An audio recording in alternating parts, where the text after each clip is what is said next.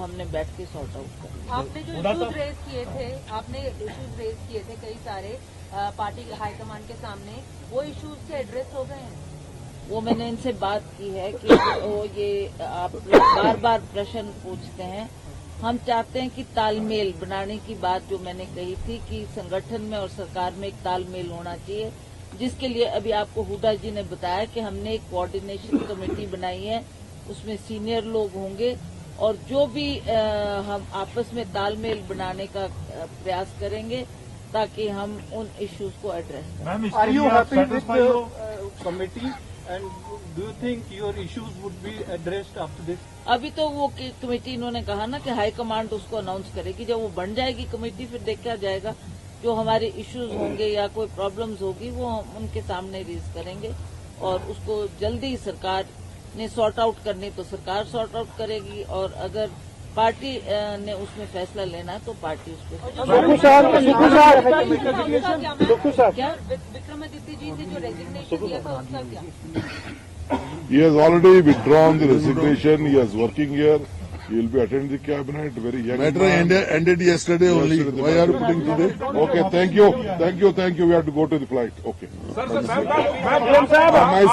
सुखू साहब, अब जबकि सब कुछ सही हो गया है, बोलने दो क्या पहले। क्या कहेंगे सर? आप क्या बोल कहेंगे? रहे हैं, बोलेंगे ना। सुखू साहब बोले क्या प्रॉमिस किया गया है कि सब कुछ ठीक हो जाएगा? सब कुछ नॉर्मल है सर, क्या कहेंगे आप?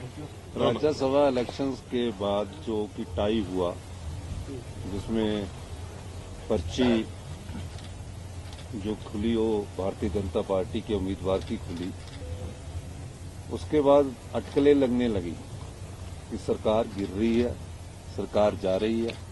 और भारतीय जनता पार्टी ने जिस प्रकार के तंत्र का प्रयोग किया वो सबके सामने है। हिमाचल की संस्कृति में इस प्रकार पहले कभी नहीं देखा गया। और दूसरी बात कि सरकार का सेशन चल रहा था और जब सरकार का सेशन चल रहा था तो हमारा बजट फाइनेंशियल में पास होना था।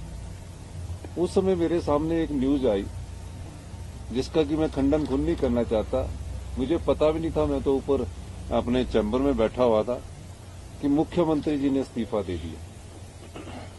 अब पता नहीं कहां से ये न्यूज आई। अगर मेरे को इस्तीफा देने के लिए बोला होता तो फिर हाईकमांड का कोई लीडर बोलता तब तो बात थी, पर वो न्यूज चली, फिर मैंने उसका खंडन किया। वो एक षड्यंत्र के तहत न्यूज चल रही थी ताकि जब हमारा फाइनेंशियल वोटिंग हो उस समय हमारे संख्या कम हो जाए। मैं एक चीज पूछना चाहता हूं, भारतीय जनता पार्टी किस मेजोरिटी की बात कर रही है? 25 उनके विधायक हैं। राज्यसभा में विप लागू नहीं होता जिन 6 विधायकों ने वोट क्रॉस किया। 3 आजाद विधायक बीजेपी की विचारधारा से आते हैं, उन्होंने उनको वोट डालना तो हमें पता था।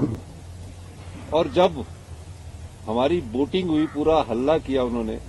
पहले तो मार्शल को गले से पकड़ा, किसी न किसी तरह सत्ता की भूख उनको लड़ाई और झगड़े करने पर उतारू थी। सीआरपीएफ आई यहां, हरियाणा पुलिस आई यहां, उनके हेलीकॉप्टर पूरे दिन यहां मंडराते रहे। विधानसभा का गेट तोड़ा उन्होंने। और उसके बाद देखिए, हमने सिर्फ 15 विधायक को निष्कासित किया जो उनका मिसबिहेवियर था, मार्शल के साथ उन्होंने बदतमीजी की। फिर उसके बाद स्पीकर का फैसला था, हमने रेजोल्यूशन मूव किया, स्पीकर ने स्वीकार किया। उसके बाद जो 9 विधायक थे, जिसमें 6 कांग्रेस के बागी विधायक थे और 3 थे, उनको तो किसी ने निष्कासित नहीं किया गया। उनको तो अंदर बैठ के विरोध करना चाहिए था। और उन 6 विधायक तो अभी उनके खिलाफ डिस्क्वालिफिकेशन भी नहीं हुई थी, वो अंदर आ जाते तो डिस्क्वालिफिकेशन से भी बच जाते। वो क्यों नहीं आए?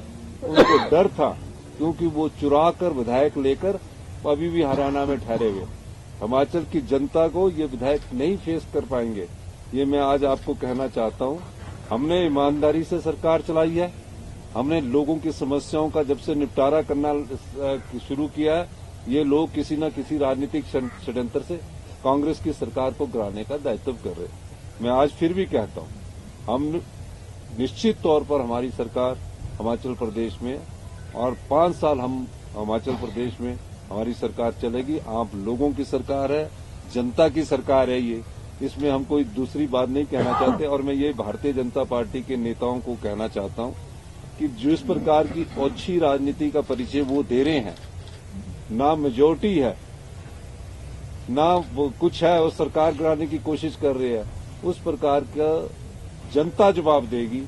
विधायक तो चले गए, जनता के वोट से जो विधायक चुनकर आता है और उसके बाद बिक जाता है, तो जनता के उस क्षेत्र की जनता उनका फैसला आने वाले समय में जरूर करेगी। बूढ़ा साहब, मेरा सवाल रह गया, आप यहाँ आए थे बातचीत करने विधायकों से, तो जो 6 विधायक है उनसे संपर्क हुआ था आपका? मैं एक बात सर, 6 विधायक हमारे गलती की है, जो, भाई जो, है, जो हरियाणा में बैठे हैं सर, जिनको जो अगर गलती की है हमारे छोटे भाई है, ओके, कुछ बड़ा भी होगा कोई, लेकिन मैं ये कहता हूं कि गलती भी माफ की जा सकती है। आप अगर आना चाहते हैं कांग्रेस की विचारधारा से, जो आपका हमेशा स्वागत है। मैंने इस बारे में मैं तो चाहूंगा, पर उनकी तो टेलीफोन भी नहीं लिए जा रहे, पता ही नहीं लग रहा कि कहाँ है, उनके टेलीफोन नहीं लिए गए। जी जी, उनकी पत्नियां देखिए, उसमें से 2 विधायक की वाइफ्स मेरे घर में आए, मुझसे मिले। जी, आपको नहीं लगता कि इंटेलिजेंस फेलियर भी है कि देखिए, कहीं ना कहीं हमारा, ये आपकी बात से मैं सहमत हूं कि हम शराफत में ज्यादा रहे। ऐसा है, सब ने सबसे पहले बता दिया जो वहाँ